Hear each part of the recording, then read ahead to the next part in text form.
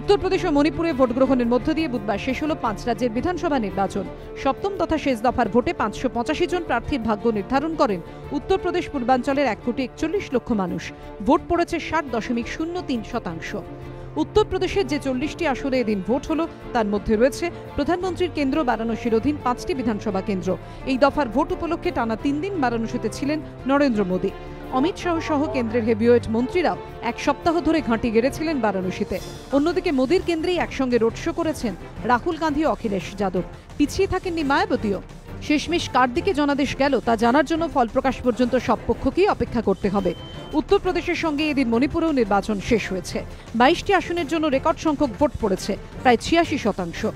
2009 সালে নির্বাচনের পর এটাই সর্বোচ্চ ভোটদানের হার।